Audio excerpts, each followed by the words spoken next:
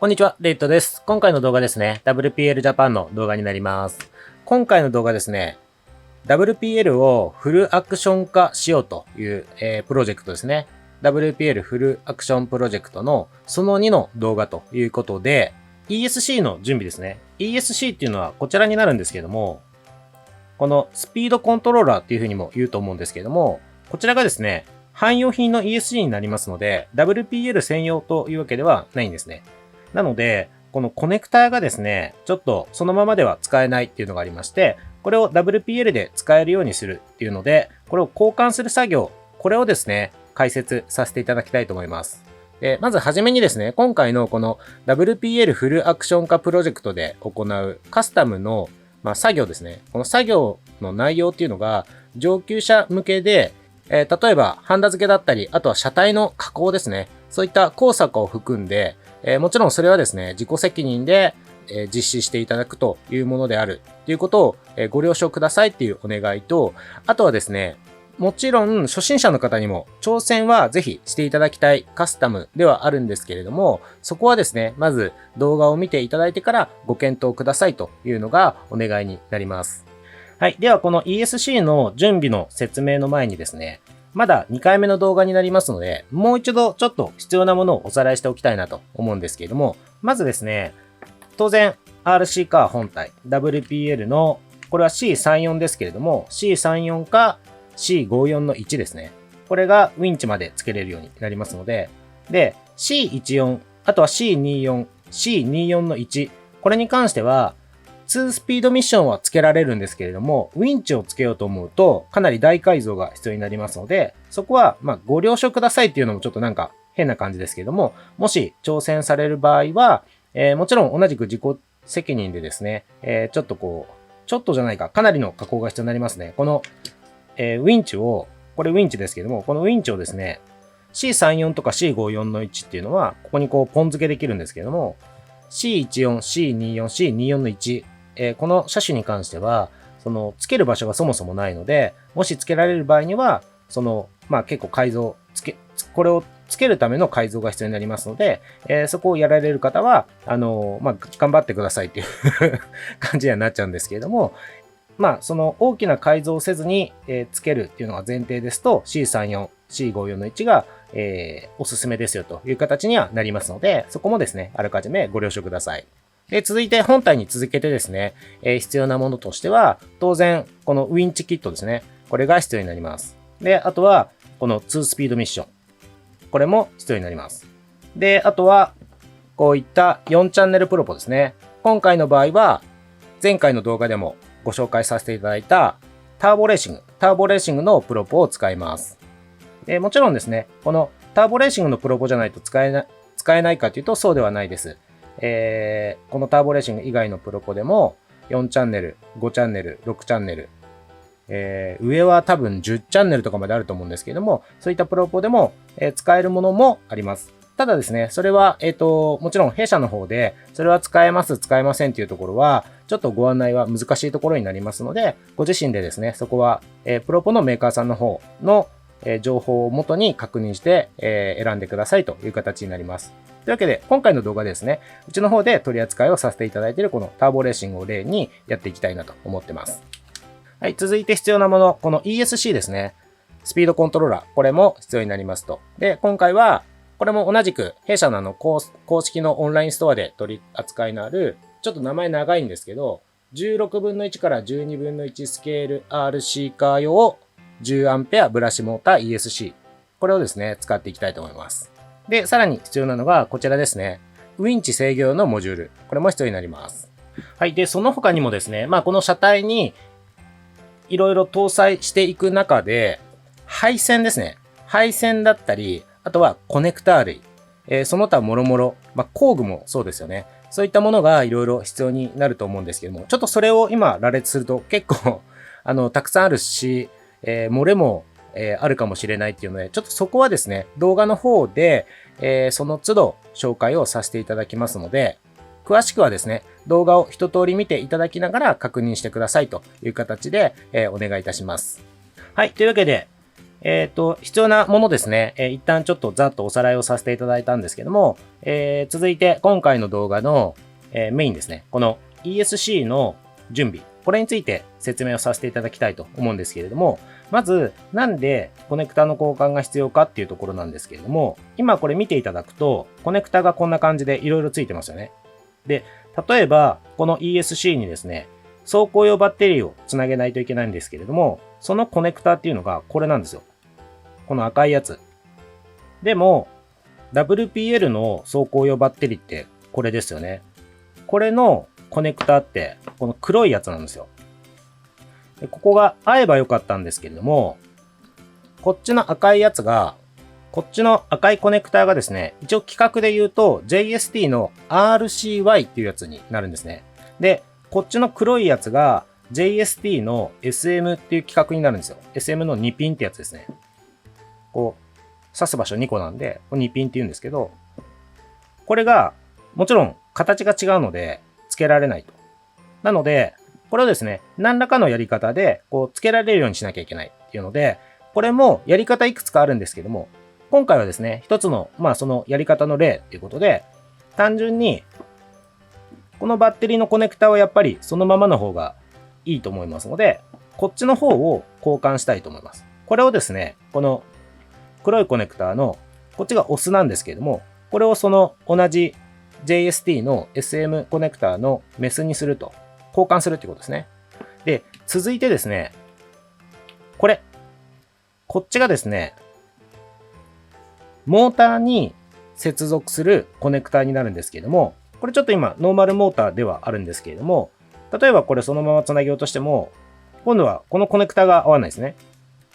なので、これも合うようにしたいんですけれども、こちら側は2スピードミッションに交換してしまうので、このコネクタに合わせるっていうよりは、こっちのコネクタをそのまま活かした状態、この JST の赤いコネクタですね。これをそのまま活かした状態で、このモーター側を、これオスですけれども、この赤いコネクタのメスに交換したいと思います。なので、ちょっと今回の ESC の準備としては、まず、この赤いコネクタ2つついている、こっちが、これ同じ JST の赤いコネクタですけれども、こっちがメスで、これがバッテリー用。で、こっちがオスで、これはモーターに行くやつっていう形になるんですけども、こっちだけ交換します。これを、この黒いコネクタに合うように交換して、で、あともう一個準備としてはですね、これちょっと WPL のスイッチとは形が違うので、今回このスイッチもですね、交換してしまいたいと思います。はい。というわけで、今回の動画ですね、一応やる作業としては、まず最初にこのコネクタを黒い JST の SM タイプに交換します。メスですね。メスに交換します。で、二つ目がこのスイッチ。このスイッチを WPL に最初からついていたスイッチ。WPL に最初からついているスイッチですね。これに、これを流用してそのまま使って交換したいと思います。はい。というわけで、ここでですね、ちょっと必要なもので最初に説明させていただいてなかった、その他諸々に入るものが出てくるんですけども、このコネクタですね。これが JST の SM2P。こんな感じで検索すると出てくると思いますので、もちろん、それ家にあるよっていう人の方が少ないと思うので、今回のこのカスタムされるにあたって、そのために購入されるっていうことが必要になると思うんですけども、もしですね、探される場合は、JST の SM2P。これで検索すると出てくると思いますので、ちょっとそれで、探してみてください。で、これがですね、こんな感じで、コネクタ部分がこれですよね。で、こっちがメスなんですけど、こんな感じでちゃんとくっつけられるようになるので、これをですね、この ESC の、これは間違えないでくださいね。こっちです。こちら側。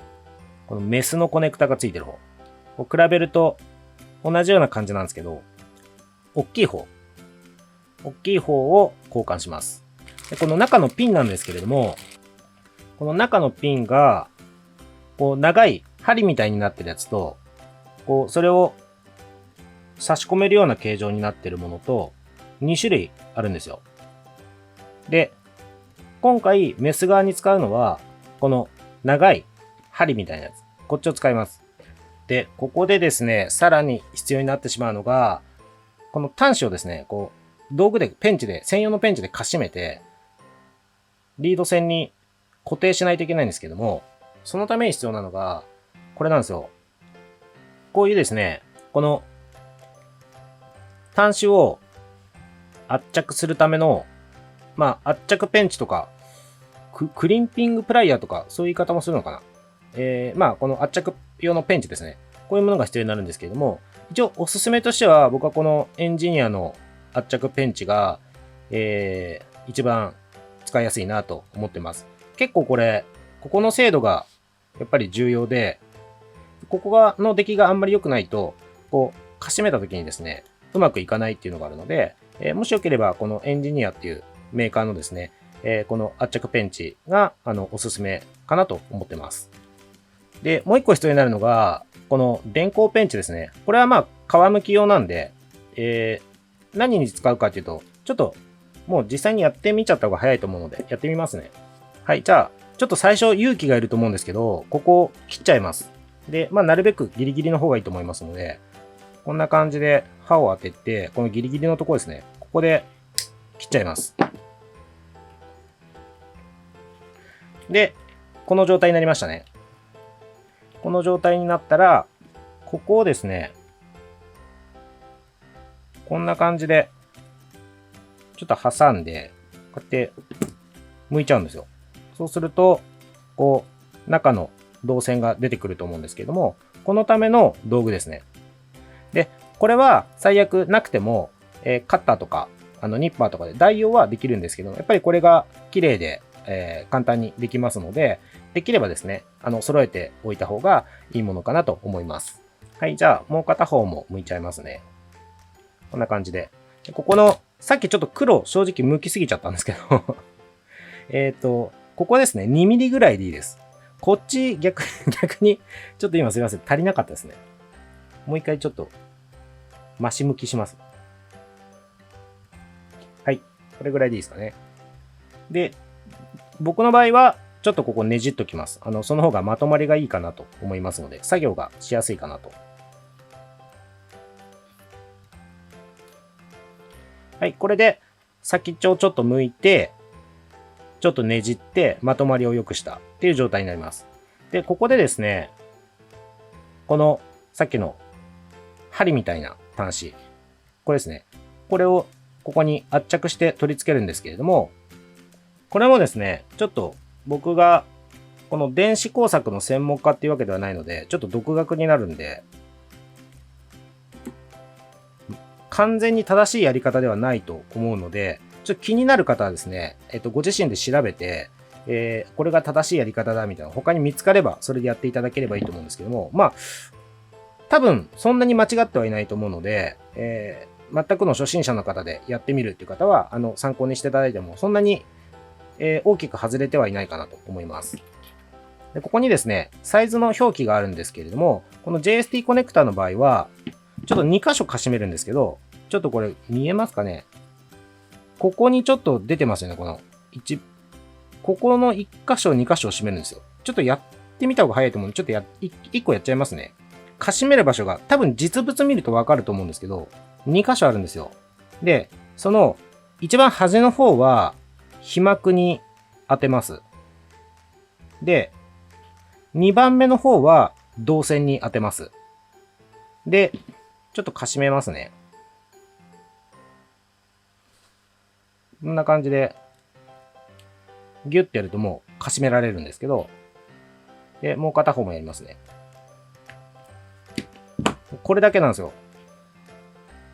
で、今、かしめたのが、これ見えますかね？この、先にここかしめたんですね。で、次に、ここをかしめました。先にこっち、次にこっちっていう感じです。で、これ、そんなに難しくはないんですけど、やっぱり慣れは必要なので、で、このコネクタ交換はですね、そもそもこのコネクタ買うときに、2個とか3個っていうんじゃなくて、10個とか20個とか入ってるやつでも、そんなにお値段しませんので、ちょっと多めに購入して、最初ちょっと練習されるのがいいと思います。ちょっといきなり本番っていうのはさすがに初めてでですね、いきなり本番っていうのは厳しいと思うので、何回か練習されるとすぐできるようになると思いますので、こんな感じで、取り付けますと。で、ちょっともう一回やりますね。ちょっとここ整えて、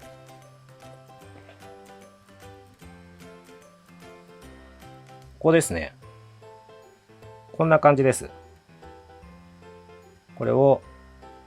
こういう風にして、片方は被膜、片方は導線。で、このペンチですね。これもちょっと、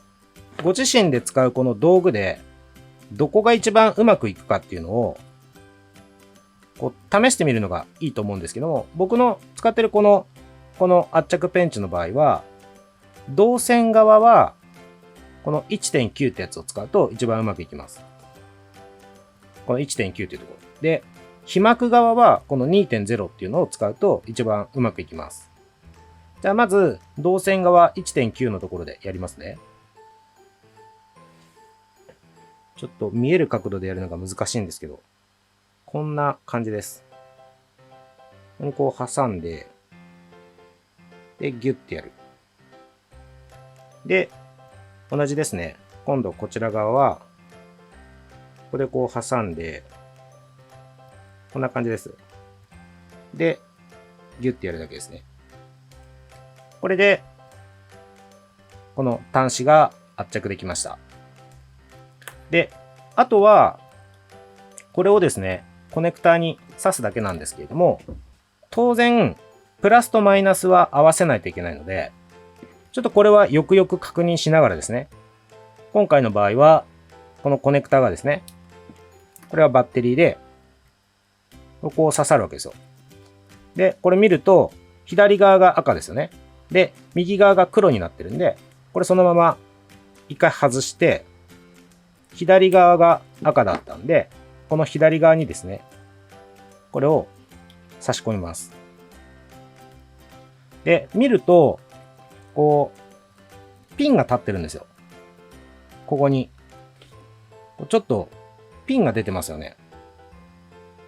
斜めに。斜めにピンが出てる方を、この穴の上に、ちょっとこう切り欠きみたいな感じで、多分これも実物を見るとわかると思うんですけれども、ちょっと上に溝が掘られてるところがあるんですよ。凸っていう字みたいな感じですね。で、そこにこの斜めに出てるピンを合わせるような感じで入れます。そうするとカチッってなってもう抜けなくなるんですよ。その爪が引っかかって。こんな感じですね。で、反対側も一緒です。これを、ここにですね、入れます。で、カチッって言って、こう抜けなくなると。これで、ここに、こう刺せるようになりましたと。こんな感じですね。で、これ逆接しちゃうと、ESC、これが壊れちゃうんで、必ず間違いのないようにつけてください。はい。では、続いてこのスイッチですね。これを、このままだと、このシャーシのスイッチをこうつける場所につけられないので、これもですね、元々のスイッチに付け替えたいと思うんですけども、もうこの元々ついてる純正のスイッチ、これを抜いちゃいます。これはもうそんなに難しくないと思いますので、ここのネジを取るだけですね。このスイッチの両側のネジを取って、これで外せます。で、このスイッチからですね、この線をもう取っちゃいます。これはもうハンダごとさえあればそんなに難しい作業ではないと思いますので、このハンダですね、こう溶かして、取っちゃいます。で、このスイッチですね、このスイッチをここに付け替えないといけないので、線ですね。これもなるべく長めに流した方がいいと思いますので、この収縮チューブをちょっとずらしてあげて、で、ここですね。ここで切っちゃいます。で、このリード線ですね。この被膜を抜きます。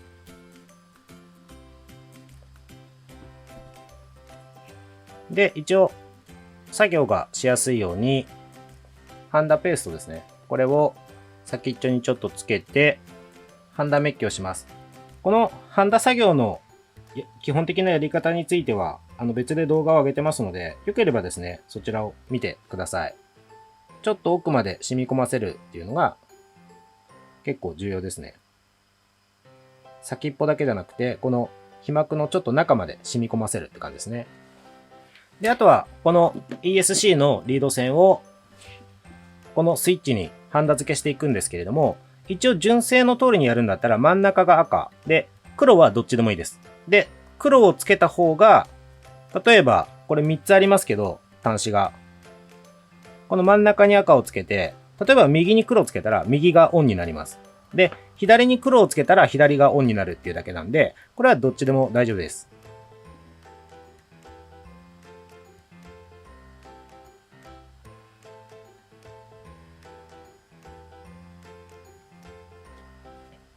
はい、こんな感じでハンダ付けができました。すいません。正直、カメラ越しにちょっと今やってるので、ちょっと下手くそになっちゃったんですけど、強度的には問題なくつけれたと思いますので、今回ちょっとこれでご容赦ください。ちょっとアップで見てみます。こんな感じです。ちょっと汚いですね。すいません。ちょっとこれでもうやっちゃいますけど、はい。これで、スイッチの取り付けも完了と。これでですね、一応、この ESC が WPL 仕様になったっていう感じですね。はい。というわけで、今回ですね、この汎用の ESC を WPL 仕様にするっていう作業内容を、その作業一例っていう感じですけどね、ご紹介させていただきました。もちろんご自身でやられる場合はですね、自己責任で作業してくださいという形にはなってしまいますので、そのあたりですね、十分ご了承、ご理解いただいた上で、作業に当たっていただければと思います。はい。では、今回その2の動画ということで以上になりますけれども、その3ではですね、引き続き、この2スピードミッション、あとは、このウィンチですね。これの準備ということでご紹介させていただきたいと思いますので、またぜひそちらのその3の動画を見ていただければと思います。では今回の動画ですね、以上になります。ご視聴いただいてありがとうございました。